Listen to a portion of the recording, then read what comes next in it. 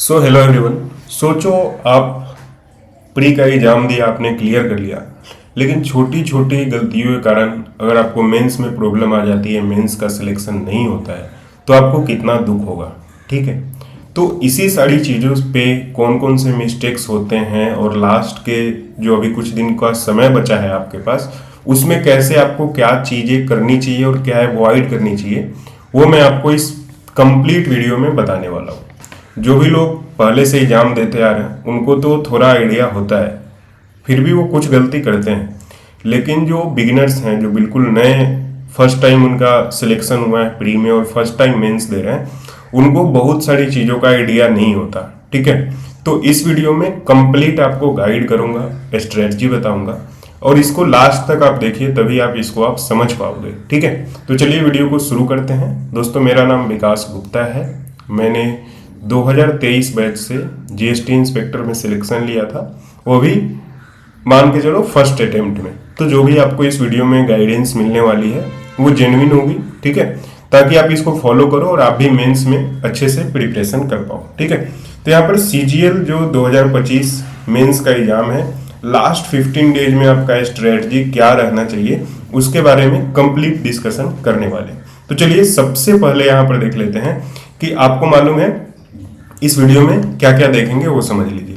सबसे पहले आप देखेंगे एग्जाम का डेट आ चुका है, वैकेंसी क्या कुछ अपडेट रहने वाली है उसकी, एग्जाम का पैटर्न्स वगैरह देख लेंगे, लास्ट 15 डेज में आपको कैसे पढ़ना चाहिए, जो पैटर्न थोड़ा चेंज हुआ है उसको कैसे टैकल करना है, सब्जेक्ट वाइज स्ट्रेटजी देखेंगे, मॉक्स में कैसे उसको अटेम्प्ट करना है, कैसे एनालिसिस करना है और कौन से मिस्टेक्स हैं जिसको अवॉइड करना है। ठीक है, तो चलिए सबसे पहले आप देखिए यहाँ पर एग्जाम डेट ऑलरेडी आउट हो चुका है, 19 दिसंबर को ही बता दिया गया है, यानी कि अभी लगभग 1 वीक हो गया है आपका एग्जाम डेट आते हुए। ठीक है, यहाँ पर 18 जनवरी और 19 जनवरी को आपका एग्जाम होगा। जो भी फर्स्ट बार दे रहे हैं उनको मैं बता दूं, 18 जनवरी को आपका मैथ्स, इंग्लिश, कंप्यूटर, रीजनिंग, ये जो सारा होता है, जो भी वन वर्ड वाला एग्जाम है वो सारा इस दिन होगा। ठीक है, इसी दिन आपका जो स्टैटिस्टिक्स यानी कि जेएसओ वगैरह का होता है, एसआई ग्रेड 2 का होता है, उनका भी हो जाएगा। सेकेंड डे सिर्फ स्किल टेस्ट होगा। स्किल टेस्ट में क्या होता है, स्किल टेस्ट में आपका टाइपिंग एग्जाम हो जाता है। तो जो टाइपिंग एग्जाम है उसका आपका 19 तारीख को होगा। टाइपिंग के लिए एक रिलेटेड वीडियो आपको ऑलरेडी मैंने बनाया है, जिसमें टाइपिंग से रिलेटेड सारी डाउट्स वो क्लियर किया था उसमें, तो आपको मैं आई बटन पे दे दूंगा, जाकर आप वहां से देख सकते हैं। तो डेट आपको पता लग गया 18 जनवरी है। तो अभी से जो टाइम आपके पास बचा हुआ है 20 से 21 डेज मान के चलो कि बचा हुआ है। ठीक है, तो बहुत ही कम समय है। ठीक है, यहाँ पर पैटर्न भी एक बार आप सभी को पता ही होगा। ठीक है, यहाँ पर मैथ, रीजनिंग, इंग्लिश का सबसे ज़्यादा वेटेज है, तो सबसे ज़्यादा ध्यान आपको इस पे देना है। ठीक है, जीके जो होता है ये डिसाइडर होता है, सबसे ज़्यादा डिसीजन इसी पे होगा कि आपका सिलेक्शन होगा नहीं होगा। तो बिल्कुल भी किसी को भी इग्नोर करके मत चलना, कंप्यूटर को बिल्कुल हल्के में मत लेना। ठीक है, कंप्यूटर भी अच्छे से पढ़ लेना। उसके बाद टाइपिंग भी आप सभी को, जो भी लोग नहीं कर रहे हैं वो कर लेना, क्योंकि मैं भी एक बार ऐसा हुआ था, टाइपिंग में फेल हो गया था। ठीक है, तो टाइपिंग बहुत ही कंपलसरी है, टाइपिंग और कंप्यूटर, क्योंकि इस दोनों में अगर आप फेल हो जाते हो तो आपका फिर इन सभी में 100% भी स्कोर कर लोगे आप, तो कोई प्रॉफिट उसका होने वाला नहीं है। ठीक है, तो ये सारी चीजें आप ध्यान रखना। एग्जाम पैटर्न और टाइपिंग और कंप्यूटर में बार बार बोलता हूँ, बहुत ही इंपॉर्टेंट है। ठीक है, यहाँ पर देखो लास्ट 15 डेज में आपको कैसे पढ़ना चाहिए, क्या करना चाहिए। देखिए, आई होप आप सभी ऑलरेडी प्रिपरेशन स्टार्ट कर चुके होंगे। ठीक है, डेली अभी क्या करना है, एक फुल मॉक देना। ठीक है, फुल मॉक देने के लिए आप प्लेटफॉर्म जो चूज करना, अभी जो सबसे बेस्ट है वो टेक्स्ट बुक है।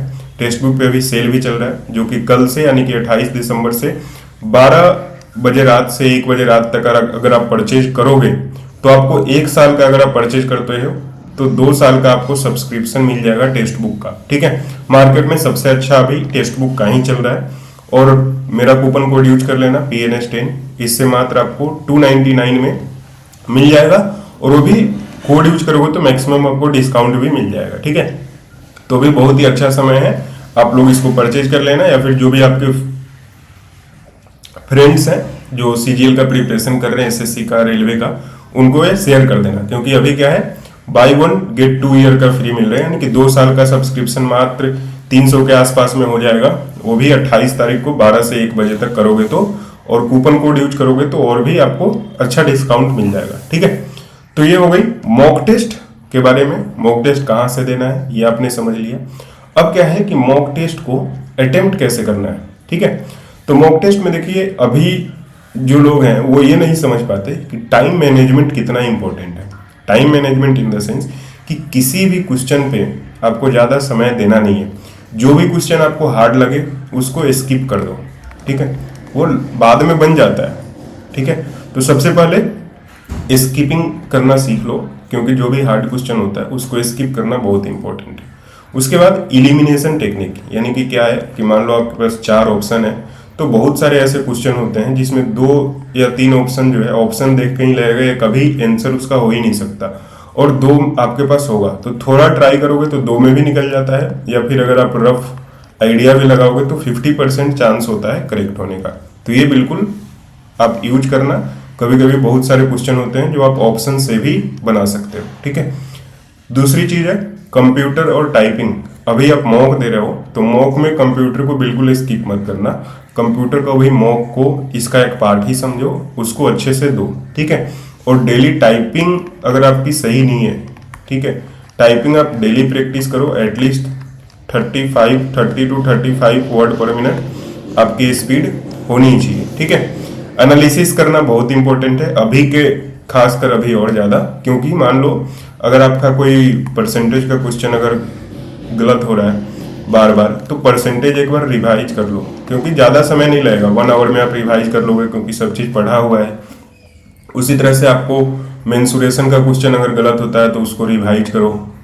ठीक है, अगर कोई न्यू टॉपिक दिखता है जो आपने कभी पढ़ा नहीं तो उसको भी एक बार कोशिश करो कहीं से पढ़ लेने का। ठीक है, एनालिसिस कैसे करना है वो भी समझ लो। यहाँ पर एनालिसिस करना है, जैसे कोई नई कॉन्सेप्ट दिखती है तो एक बार उसको रफ में कहीं राइट कर लो, और जो भी मिस्टेक अभी आप कर रहे हो ना उसको भी राइट डाउन करो, ताकि वो मिस्टेक आपको याद रहे कि ये मिस्टेक मैंने लास्ट अटेम्प्ट में किया था, तो वो मिस्टेक आगे आपको नहीं करना है। ठीक है, अभी जो भी चैप्टर जिसमें आप स्ट्रगल कर रहे हो उसको एक बार रिवाइज कर लो। ठीक है, क्योंकि रिवाइज करने में अभी चूंकि आपका सब चीज पढ़ रखा है तो आपको रिवाइज करने में इशू ज़्यादा आएगा नहीं। ठीक है, पर क्वेश्चन टाइम जो है उसको ध्यान रखना। मान लो जैसे कोई मैथ का क्वेश्चन है, मैथ का क्वेश्चन एक किसी पार्टिकुलर पैटर्न का, उसमें हमेशा टाइम जो है वो ज़्यादा ले रहे हो, तो कोशिश करो कि उसका जो टाइमिंग है वो कम करो। कम करने के लिए आपको शॉर्ट ट्रिक वगैरह एक बार देखना पड़ेगा, वो यूट्यूब से देख लेना। उससे क्या है कि पर क्वेश्चन टाइम अगर आपका सही रहेगा तो आपको एग्जाम में टाइम ज़्यादा मिलेगा। ठीक है, और टाइम भी आपको टेक्स्ट बुक का जब मॉक देते हो तो आपको दिख जाता है कि आपने कितना टाइम लिया और अदर स्टूडेंट कितना टाइम ले रहे हैं, तो उसके कंपैरिजन में आपका बहुत ज़्यादा ड्रास्टिक चेंज आ रहा है टाइम टेकन में, तो समझ लो उसमें कोई ट्रिक्स वगैरह है जो आपको नहीं पता है, वो फिर उसको कोशिश करो चेक करने का। ठीक है, तो ये खासकर आपको मैथ में ही ऐसा प्रॉब्लम आएगा टाइम का, बाकी सारा तो नॉर्मली सारे लोग कर लेते हैं। ठीक है, बाकी क्या है, ये सारा चीज अटेम्प्ट कैसे करना है वो आप समझ गए। बाकी लास्ट के 15 दिन 20 दिन मॉक डेली देना मॉक। 1 दे सको, 2 दे सको, 3 दे सको, जितना दोगे उतना बेनिफिट होगा। सेम उसको एनालिसिस करो, कोई भी अगर उसमें गलती हो रही है उससे सीखो, उसको नोट डाउन करो और आगे उसको करेक्ट करने का, यानी कि एक सेम मिस्टेक नेक्स्ट मॉक में ना करो, इसके लिए वर्किंग आप किया करो। ठीक है, इसलिए बहुत इंपॉर्टेंट है। जो पैटर्न अभी नया ऐड होता है, जैसे मान लो statistics, permutation, combination, coordinate geometry, probability, ये आपको प्री में नहीं होता बट मेंस में इससे आपको क्वेश्चन पूछा जाएगा। तो ये सारा एक बार यूट्यूब से या किसी नोट से आपने रिवाइज कर लेना है।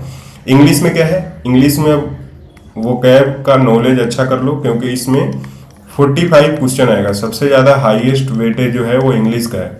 तो रीडिंग कम्प्रीहेंशन भी कोशिश करो डेली अच्छा करने का।